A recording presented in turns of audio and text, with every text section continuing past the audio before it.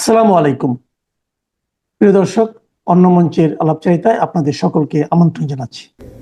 এই মুহূর্তে আপনাদের সামনে কথা বলতে এসেছে চীনকে নিয়ে মহাবিপাকে ডোনাল্ড ট্রাম্প।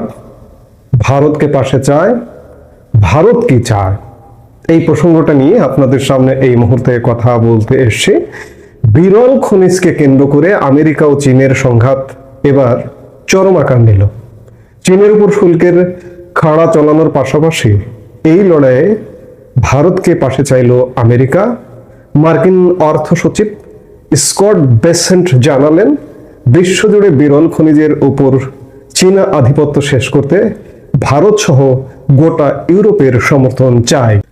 সম্প্রতি ফক্স নিউজকে দেওয়া এক সাক্ষাৎকারে বেসেন্ট বলেন, চীনের তরফে বিরল খনিজ রপ্তানি নিয়ন্ত্রণ বিশ্ব অর্থনীতির উপর বিরাট ধাক্কা।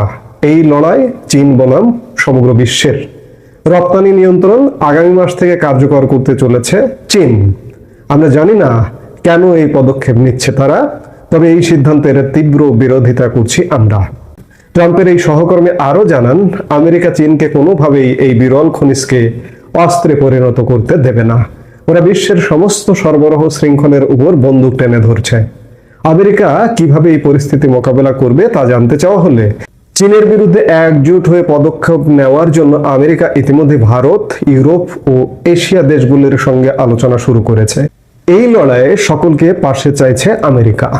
উল্লেখ্য, বিরল খনিজ রপ্তানির উপর নতুন করে নিষেধাজ্ঞা আরোপ করেছে চীন। 9 অক্টোবর চীনের তরফ থেকে জারি করা নির্দেশিকা অনুযায়ী 0.1% বেশি বিরল খনিজ পদার্থ রয়েছে এমন পণ্য রপ্তানি করতে গেলে সরকারকে অনুমতি নিতে হবে। বিদেশি সামরিক ব্যবহারের জন্য বিরল খনিজ রপ্তানি করা যাবে না। নতুন কিছু খনিজও যুক্ত হয়েছে নিষেধাজ্ঞা তালিকায়। এতেই বিপাকে পড়েছে মার্কিন যুক্তরাষ্ট্র, কারণ আধুনিক পৃথিবীর মূল চালিকা শক্তি হলো এই বিরল খনিজ, এবং এই বিরল খনিজের 90% চীনের নিয়ন্ত্রণে। প্রযুক্তি ক্ষেত্রে এই খনিজ ছাড়া কল্পনাই করা যায় না। অত্যাধুনিক সামরিক অস্ত্রের মূল ভিত্তি এই খনিজ।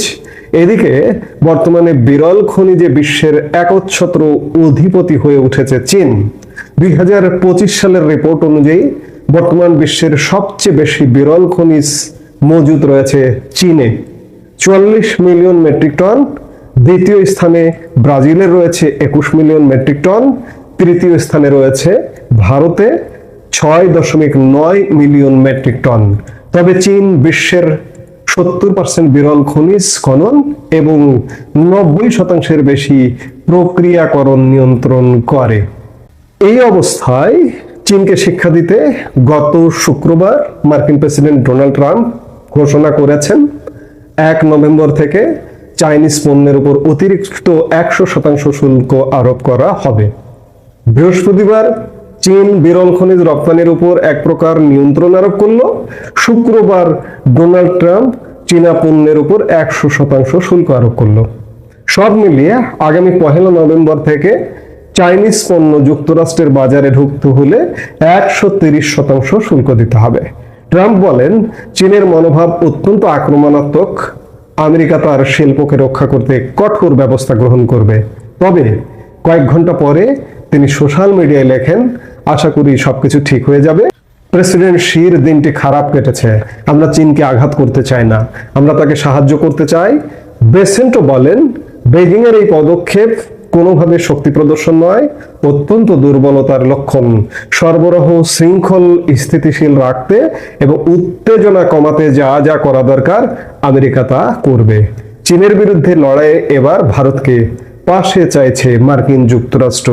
স্বয়ং ডোনাল্ড ট্রাম্প তার ঘনিষ্ঠতম ব্যক্তি এবং ভারতে আগামী রাষ্ট্রদূত এবং দক্ষিণ ও মধ্য এশিয়ার বিশেষ দূত মার্কিন যুক্তরাষ্ট্রের সার্জিও গোরকে গত 9 অক্টোবর ভারতে পাঠিয়েছিলেন এবং তিনি 6 দিনের সফর করে ইতিমধ্যে চলে গেছেন। এবং সার্জিও গোর ভারত সফরকালে প্রধানমন্ত্রী নরেন্দ্র মোদী, বিদেশমন্ত্রী এস জয়শঙ্কর, জাতীয় নিরাপত্তা উপদেষ্টা অজিত দোভাল সহ ভারতের গুরুত্বপূর্ণ কর্মকর্তাদের সাথে বৈঠক করেছেন ধাপে ধাপে বিভিন্ন পর্যায়ে। গত 11 অক্টোবর মার্কিন রাষ্ট্রদূত সার্জিও গোর ভারতের প্রধানমন্ত্রী নরেন্দ্র মোদীর সাথে সাক্ষাৎ করেছেন এবং তারা বাণিজ্য, প্রতিরক্ষা ও প্রযুক্তি সহ দ্বিপক্ষীয় নানা বিষয়ে আলোচনা করেছেন। ভারতে হওয়া তাদের প্রথম এ বৈঠকে উভয় দেশের জন্য দুর্লভ খনিজের গুরুত্ব নিয়েও কথা হয়েছে। বলেছেন গোর, দুর্লভ খনিজ কিন্তু কথায় কথায় আসছে এবং এই দুর্লভ খনিজের পৃথিবীর 90% খনিজ কোনো না কোনোভাবে নিয়ন্ত্রণ করে, নিজেরা 70% উৎপাদন করে, এর বাইরে আরো 20% মিয়ানমারে এখানে ওখানে যে খনিজ উৎপাদন হয় সেই উৎপাদনেরও নিয়ন্ত্রণ চীনের হাতে। মার্কিন যুক্তরাষ্ট্র চীনকে বিভিন্নভাবে সাইজ করতে চাইছে এবং সাইজ করতে গিয়ে নিজেরাই সাইজ হয়ে যাবার উপক্রম। এই জন্য এখন মার্কিন যুক্তরাষ্ট্র মরিয়া হয়ে গেছে, ভারতকে পাশে চায়, ইউরোপকে পাশে চায়, কিন্তু ভারতকে পাশে চাইছে। ভারত কি চাইছে? ভারত নিশ্চয়ই ভারতের উপর যে বাণিজ্য শুল্ক চাপিয়ে রাখা হয়েছে সেই শুল্ক মুক্ত হতে চাইছে, প্রতিযোগিতামূলক শুল্কে আসতে চাইছে এবং মার্কিন যুক্তরাষ্ট্রের এই অঞ্চলে যে তৎপরতা আছে সেই তৎপরতা থেকেও মার্কিন যুক্তরাষ্ট্রকে শর্ত দেবে ভারত। কেউ কেউ বলছেন সার্জিও গোরকে ডোনাল্ড ট্রাম্প হঠাৎ করে কেন পাঠালেন? চীনের খবরদারিটাকে একসাথে মোকাবেলা করার জন্য এবং ভারতের সাথে বাণিজ্য শুল্ক যে সেই শুল্কটা সমাধান বিষয়ে আলাপ করার জন্য। প্রতিরক্ষা এবং দুর্লভ খনিজ নিয়ে আলাপ হয়েছে। প্রতিরক্ষা বিষয়টা খুব গুরুত্বপূর্ণ ভারতের জন্য।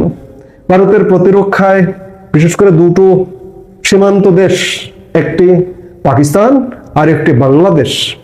সার্জিও গোরের সঙ্গে কি বাংলাদেশ বিষয়ে আলাপ হয়েছে? ডোনাল্ড ট্রাম্প কি সার্জিও গোরকে বাংলাদেশ বিষয়ে আলাপ করতেও কি পাঠিয়েছেন? কেউ কেউ বলছেন যে ভারতকে মোটামুটি একটা নিশ্চয়তা দেওয়া হয়ে থাকতে পারে এই সার্জিও গোরের মাধ্যমে যে আমরা তোমাদের পূর্ব সীমান্তে আমরা তেমন কিছু করব না, আমার কোনো খবরদারি থাকবে না। আর ভারত কি চাইবে? ভারত কি পশ্চিম সীমান্ত বিপদগ্রস্ত? পূর্ব সীমান্ত মানে বাংলাদেশ। এই বাংলাদেশে মার্কিন তৎপরতা এবং একই সাথে মার্কিন তৎপরতা মানে সেখানে পাকিস্তানি তৎপরতাও আছে। ভারত কি চাইবে না যে পাকিস্তানি তৎপরতা মুক্ত হোক? সেই চাওয়া থেকে ভারতের কাছে যদি মার্কিন যুক্তরাষ্ট্র সাহায্য সহযোগিতা চাইতে আসে যে চীনকে ধরতে হবে, চীন যে এই যে সাম্প্রতিক সময়ে যে ভূমিকা পালন করছে তার বিরুদ্ধে পাল্টা ব্যবস্থায় যেতে হবে, কিংবা ভারতকে দিয়ে চীনকে বোঝাতে হবে, সেই বোঝাতে হলে ভারত যদি শর্ত দিয়ে দেয় যে তোমরা পূর্ব সীমান্ত ছেড়ে চলে যাও, তাহলে অবস্থাটা এখন এমন দাঁড়িয়েছে যে মার্কিন যুক্তরাষ্ট্রের পূর্ব সীমান্ত, দ্যাট মিনস বাংলাদেশ নিয়ে খবরদারি, বাংলাদেশ নিয়ে পরিকল্পনা যদি বিশেষ কিছু থাকে, সেই পরিকল্পনা নিয়েও পিছু হটতে হবে বলেই ওয়াকিবহাল মহল মনে করছেন।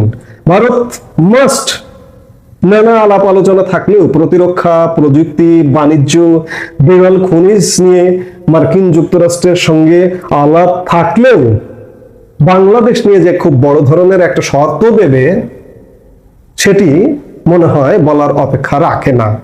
বাংলাদেশ এই যে ক্রান্তিকালে পড়ে যে আছে, এই ক্রান্তিকাল আমাদের সবচেয়ে নিকট প্রতিবেশী দেশ ভারতের মাধ্যমেই এই ক্রান্তিকাল অতিক্রম করবে বলে সামগ্রিকভাবে বিশ্বাস করি। এই মুহূর্তে এ পর্যন্তই। সবাই ভালো থাকুন,